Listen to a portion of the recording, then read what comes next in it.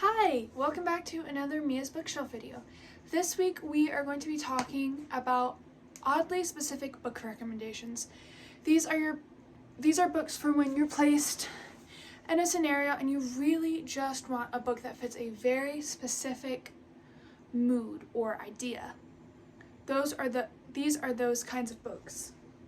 So, I asked for some suggestions on Instagram and I got about 7. So we are going to be going through 7 different book recommendations this week. Now I am also pre-filming a lot of videos, so for this week and then I think probably next week I will be wearing the same outfit because I wore them on the same day. Shocker. I didn't really feel like changing clothes to make it seem like I filmed on different days. So that's what's up. Why did I say that's what's up? Ugh. Most of these books, I tried to keep them pretty short so that they're not a big investment into your time. I also noticed a lot of these are older books. So if you're one who prefers to read more modern literature, this is probably not the video for you. All of these are either classics or historical fiction. I think there's like 2 fantasy books, so. Alright, our first oddly specific book recommendation is a book for the classic supremacist. Now, are you even a classic supremacist if you haven't read at least one Shakespeare play? I think not, which is why I would suggest Hamlet. This, as you can see, is an extremely thin play. It is, in my copy, 122 pages long. You can also find copies if you're a classic supremacist but you have trouble understanding the language. I don't understand how those two would work, but if you happen to be one of those, there's also like No Fear Shakespeare copies. You can pick up one of those. This one I was using as a research book, but I ended up actually like not writing that story that I had. Anyway, long story short, I think this is my favorite Shakespeare play. It's actually really funny, even though it is technically a tragedy. I really love Hamlet. He's like peak teenage angst, and it's just hilarious. And also a lot of the characters are really sarcastic, and I really love Ophelia and all of that. So, good classic supremacist book. Next up, we have, kind of in a similar vein, if you want to feel pretentious but you don't want to put in any of the effort. And my book for you is Fahrenheit 451. This is a book from the 50s. It was written by Ray Bradbury, who was a, oh my gosh. I can't think of the word.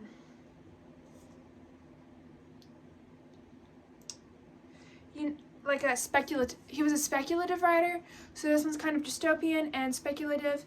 It's kind of in the vein of George Orwell, 1984 Animal Farm, but it's a little bit easier to read. And it's about censorship and book burning based off of kind of what happened in the 40s with the Nazis and all of that. So if you can pick out the themes in that book, I think if you want to feel pretentious and say you've read a really good like social commentary book, Fahrenheit 451 is the book for you. I read this freshman year. It's really easy. It's really short. I read this in like 2 hours. Alright. Next, we have a book that should be turned into a musical. Now,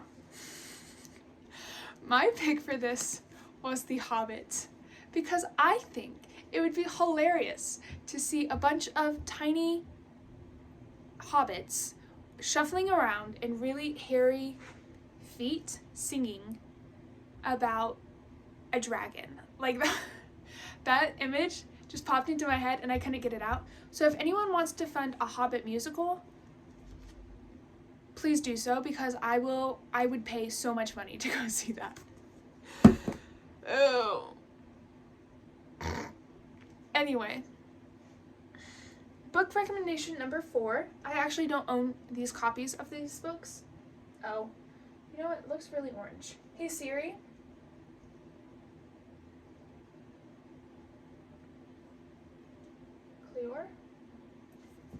turn night shift off, please? Okay, I turned off night shift. Thanks. Anyways, I had a couple books actually that I thought of this. It's something that's like Pride and Prejudice, but not Jane Austen. So I'm assuming that you want a Regency era novel.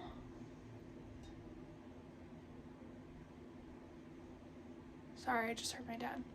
A Regency era novel. So for that, I would suggest either Dangerous Alliance by Jennieke Cohen or Suitors and Sabotage by Cindy Yancey. These are, well, Dangerous Alliance I think is like 500 pages. So, you know, it's not as short as the others. But Suitors and Sabotage I think is closer to 300 pages, so it's a lot shorter. Both of these are Regency era novels, and they're written kind of in the vein of Jane Austen a little. Dangerous Alliance is about this girl who assumes that her childhood best friend hates her now because of something that happened. I don't remember exactly what, but it soon becomes clear that someone is targeting her family, and so because they're neighbors, they're forced to team up. So it's kind of like a forced proximity, childhood friends to enemies to lovers. It's really good. It took me a while to read it, but after I got into it, really good. There's also like a Mr. Oh my gosh, what's his name? Wickham? Is that the guy? Ugh, hold up. Cleor. I think his name's Mr. Wickham. Anyway. The kind of like cad character. There's one of those as well. And then, yeah, it's really good. And then Suitors and Sabotage is kind of a similar idea as Dangerous Alliance. It's a bit mystery, but this one's not as high stakes, which I really like. And it's not enemies to lovers, but it is kind of in the vein of Jane Austen, and it's Regency, and I really liked it. For number 5, we have Peak Dark Academia. Now, I have not read a lot of the books that are kind of like classic dark academia, like The Secret History, If We Were Liars, Babel, The Poppy War, any of those books that have recently come out. I haven't read those, but a YA book that I think is really good is The Raven Boys. I don't remember. Maggie Stiefvater. It's really good, and it has like magic. It's like a fantasy novel, but it's set in West Virginia at this prestigious boarding school. And it's about this girl, Blue, who has grown up in a family of witches, and so she can see,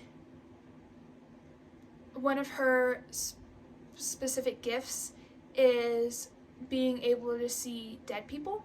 Kind of like, not in like a Sixth Sense way. I've never actually seen that movie. But in more like a, I can kind of tell when you're about to die way. And she has this prophecy ever since she was born that her kiss would like kill her true love. And so she's always been scared to kiss anyone in case, like, I don't know, she accidentally kills them, I guess, which is valid. But then she meets this boy named Gainsey, and he is on this hunt for a lost Welsh king who is said to be buried in North America. And they follow magical sources of power called ley lines and all of that, and there's other characters like Adam and, oh my gosh, what's his name? I don't remember his name, but he has the power to bring anything he draws to life. Rowan. And there's another character, but I also don't remember his name. So there's Dark Academia, there's fantasy. There is kind of like some witchcraft vibes with like the growing up in the family of witches and like tarot cards and seers and all that. So if you don't like any of that, I would stay away from it, but it is a really good book. Sixth is for if you wanted to be a borrower growing up. Castle in the Attic by Elizabeth Winthrop. I think she also wrote, what is it? The White Horse or something. My little sister had to read it for school. Anyway, this book is about a boy who gets shrunk down to the size of his toy knights, and in order to grow back to normal size, he has to fight for this little kingdom that's in his attic. And there's like a little quest and everything that he has to do. I don't remember what it is. But yeah, so in order to get back to his real size, he has to complete this quest, and he's in a miniature size, and there's this whole kingdom in his attic. It's really cute, really fun. It's a children's book, but I think I read it in middle school, and it was really cute. So I definitely liked that, and it's really good if you really liked the borrowers and the ideas of like little people living in your houses. I thought that was so cool. I wanted to be a borrower growing up. Anyway, finally, the book for when your family asks you, oh, what are you reading these days? We've all been there. We all hate it because you don't want to explain to your grandparents that you don't actually read books that they think you read. You read fantasy and not high-class literature. So if you want a book that doesn't take much effort to read, I would say A Wrinkle in Time. I specifically like the third book, A Swiftly Tilting Planet, because there's more in this world. But A Wrinkle in Time is really good. And I think, I don't know, it's a good children's book. And it's like easy enough to read that you won't hate it, and old enough that it's not super popular anymore, so your grandparents will be impressed that you know of it and have read it.